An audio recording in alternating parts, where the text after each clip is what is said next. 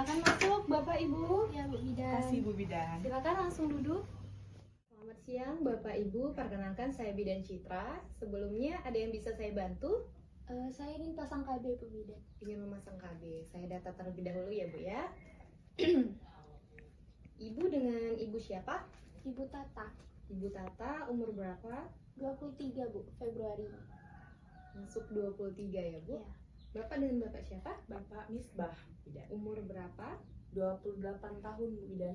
Umur 28 tahun. Sebelumnya Bapak dan Ibu sudah memiliki anak? Sudah Bu. Sudah berapa? 1 Bu Bidan. Satu. Umur berapa? Umur 6 bulan. Umur 6 bulan. Masih kecil ya Bu ya? Iya. Oke, baik. Jadi tujuan kemari ingin memasang alat kontrasepsi untuk KB ya Bu. Ya. Jadi sebelumnya Ibu udah pernah menggunakan alat kontrasepsi? Belum Bu. Belum pernah ya. Jadi saya jelaskan terlebih dahulu Ibu, untuk alat kontrasepsi itu ada berbagai macam, ada yang hormonal dan juga hormonal. Jadi di sini saya perlihatkan. Untuk alat kontrasepsi yang pertama itu ada kondom. Nah, jadi kondom ini termasuk ke alat kontrasepsi yang tidak hormonal ya Bapak Ibu. Untuk kondom sendiri mungkin sudah diketahui juga ya, apalagi dengan Bapaknya. Jadi kondom itu apa sih? Nah, kondom itu merupakan karet tipis penutup penis yang fungsinya itu untuk menampung cairan sperma pada saat pria berejakulasi. Nah, untuk cara kerjanya bagaimana sih? Nah, jadi si kondom ini mencegah pertemuan sel mani dengan sel telur atau ovum pada waktu bersenggama atau pada saat ibu dan bapak sedang berhubungan seksual, dan juga menjadi penghalang langsung dengan cairan terinfeksi. Untuk tingkat keberhasilan atau keefektivitasnya ini 80-95% Bapak dan Ibu ya. Keuntungannya itu murah, mudah didapat, dan juga tidak perlu resep dokter. Kemudian mudah dan dapat dipakai secara mandiri. Kemudian dapat mencegah penularan penyakit kelamin. Tetapi juga memiliki kerugian. Kerugiannya yang pertama, selalu harus memakai kondom yang baru. Jadi setelah pemakaian harus segera dibuang. Jika ingin menggunakan kembali itu harus menggunakan yang baru. Kemudian harus selalu ada persediaan. Kadang-kadang ada yang tidak tahan. Jadi tidak tahan dalam artian itu ada yang memiliki alergi terhadap karet si kondom ini. Tingkat kegagalannya cukup tinggi bila terhambat dalam cara pemakaiannya. Bisa terjadi terkadang itu sobek, jadi tidak bisa dipakai lagi. Bagaimana sih cara penggunaannya? Nah, maaf ya Bapak ya, untuk cara penggunaannya ini disarungkan atau dipasangkan ke alat kelamin Bapak atau ke penis Bapak. Untuk efek sampingnya itu seperti yang saya jelaskan tadi, itu alergi terhadap karetnya jika tidak sesuai.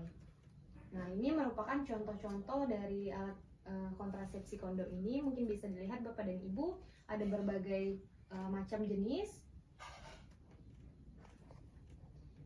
Yang kedua ini ada pil KB. Nah, apa sih pil KB itu? Pil KB ini merupakan hormon yang mengandung estrogen dan progesteron yang diminum setiap hari selama 21-28 hari.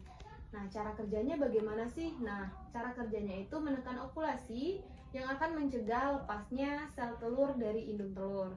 Kemudian mengendalikan lendir mulut rahim sehingga sperma tidak dapat masuk ke dalam rahim ibu.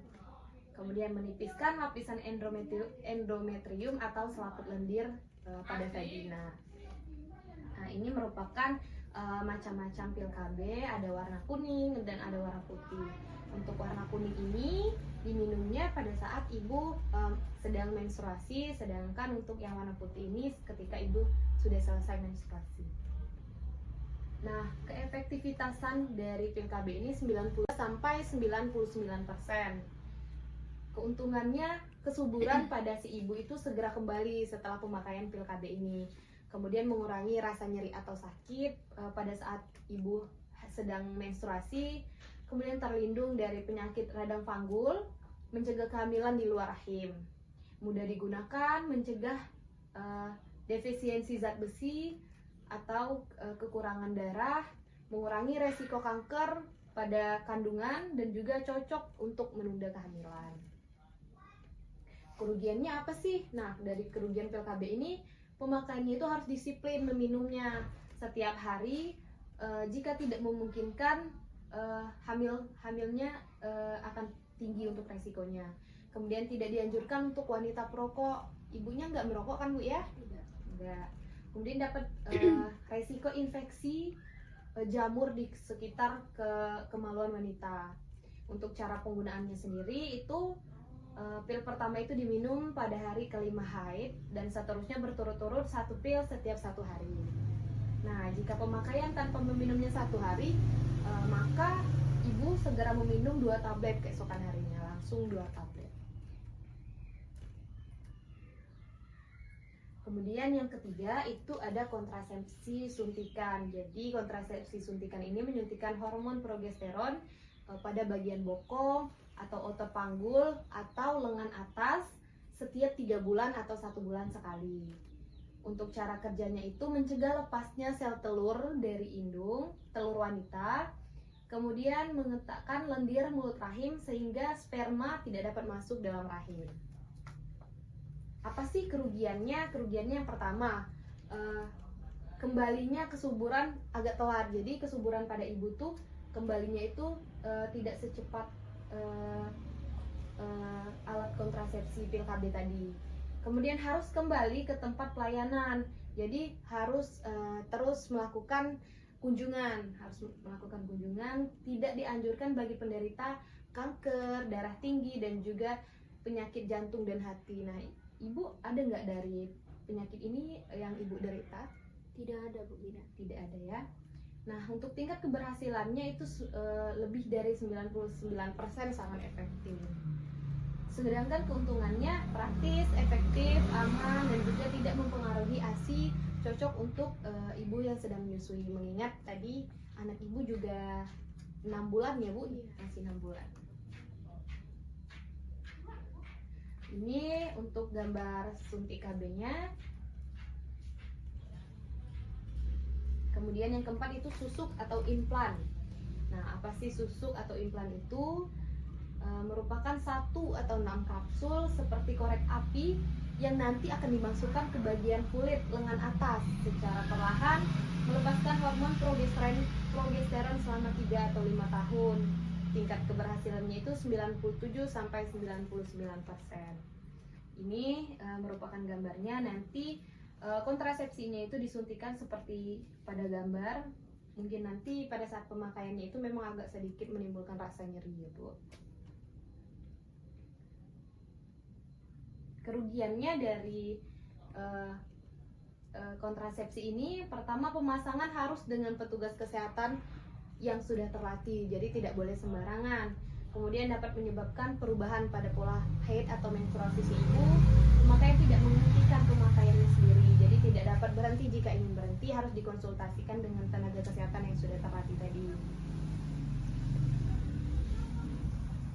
Kemudian ada spiral, IUD atau AKDR. Nah, alat kontrasepsi ini dimasukkan ke dalam rahim yang bentuknya bermacam-macam, terbuat dari plastik.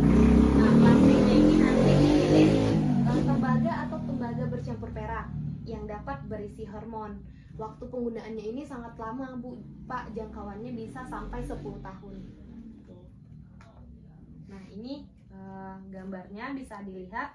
Nanti AKDR ini atau alat kontrasepsi IUD ini dimasukkan ke dalam rahim si ibu seperti ini contohnya. Nah, ini merupakan macam-macam dari alat kontrasepsi AKDR, macam-macam bentuk. Nah, keuntungannya itu praktis dan ekonomis. Kemudian tidak harus mengingat seperti pil, jadi dia tidak harus seperti pil tadi kan harus setiap hari diminum, jika lupa langsung minum besoknya 2 tablet. Nah ini tidak, dan juga tidak mengganggu pemberian ASI. Untuk kerugiannya, nah kerugiannya itu kontrasepsi ini dapat keluar sendiri apabila ukuran IUD-nya itu tidak cocok dengan ukuran rahim si pemakai. Jadi walaupun tidak sama seperti pil tadi, tapi tetap harus dilakukan konsultasi setelah pemasangannya. Apa sih efek sampingnya? Efek sampingnya itu dapat menyebabkan perdarahan yang lebih banyak dan lebih lama pada saat si ibu menstruasi. Kemudian keluar bercak-bercak atau spotting setelah 1 atau 2 hari pemasangan. Kemudian terdapat kram dan nyeri selama menstruasi dan juga keputihan. Nah, kemudian yang keenam itu tubektomi. Nah, tubektomi ini disarankan untuk keluarga yang tidak ingin memiliki keturunan lagi, karena tubektomi ini merupakan alat kontrasepsi yang bersifat permanen. Untuk tubektomi ini merupakan kontrasepsi yang bersifat permanen untuk dipakai oleh si ibu. Kemudian bagaimana sih cara kerjanya? Nah, cara kerjanya ini, tubektomi ini menghambat perjalanan sel telur wanita yang tidak dapat dibuahi oleh sel sperma. Nah, ini untuk gambarnya. Jadi ini nanti dilakukan pemotongan agar sel telur itu tidak dapat dibuahi oleh sel sperma seperti pada gambar. Nih. Jadi dilakukan pemotongan. Nah, keuntungannya itu efektivitas langsung setelah sterilisasi. Jadi setelah dilakukannya kontrasepsi ini langsung si ibu itu langsung steril, dan juga pemakaiannya itu permanen. Tidak ada efek samping dalam jangka panjang, tidak mengganggu hubungan seksual. Kerugiannya itu pada saat melakukan pembedahan, resiko dan efek samping pada saat melakukan pembedahan itu tetap ada. Kemudian yang terakhir itu ada vasektomi. Vasektomi ini sifatnya permanen sama seperti tubektomi tadi, hanya saja vasektomi ini dilakukan pada si bapak untuk laki-laki. Bisa dilihat pada gambar. Nah, keuntungan dari vasektomi ini tidak ada kematian atau mortalitas, kemudian komplikasi lain. Pasien juga tidak perlu dirawat di rumah sakit, tidak mengganggu juga hubungan seksual, sifatnya permanen dan tidak ada risiko kesehatan. Tidak harus diingat-ingat, tidak harus selalu ada persediaan juga. Sedangkan kerugiannya apa sih? Nah, kerugiannya ini harus dengan tindakan pembedahan sama seperti tubektomi tadi. Harus memakai kontrasepsi lain seperti kondom jika ibu dan bapak ingin melakukan hubungan. Kemudian selama beberapa hari sampai sel mani menjadi negatif, itu si bapak harus tetap menggunakan kontrasepsi kondom. Kemudian tidak dapat dilakukan pada orang yang ingin punya anak lagi. Jadi karena ini merupakan kontrasepsi yang bersifat permanen, jadi bapak dan ibu tidak dapat mempunyai keturunan lagi jika menggunakan kontrasepsi ini. Efek sampingnya apa sih? Timbul rasa nyeri, kemudian abses pada bekas luka, pembekakan kantung pada biji zakar karena perdarahan atau hematom. Nah, itulah tadi macam-macam alat kontrasepsi, pengertian, cara pemakaian, kerugian dan juga keuntungan dari masing-masing kontrasepsi. Bagaimana Bapak dan Ibu, apakah ada pertanyaan dari penjelasan saya tadi? Sampai sini cukup dulu Bu Bidan. Cukup ya Bu. Apakah Ibu dan Bapak mungkin sudah terpikir ingin menggunakan alat kontrasepsi apa? Saya tertarik menggunakan kontrasepsi yang IUD tadi. Yang IUD ya Bu?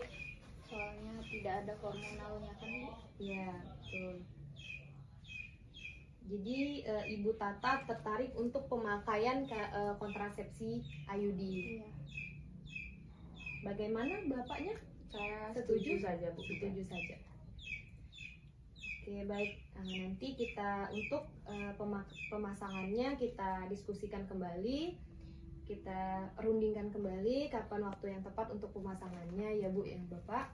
Jadi saya sangat mengapresiasi kedatangan Bapak dan Ibu sudah datang ke saya untuk berkonsultasi dan juga menanyakan alat-alat kontrasepsi apa juga yang cocok untuk Bapak dan Ibu.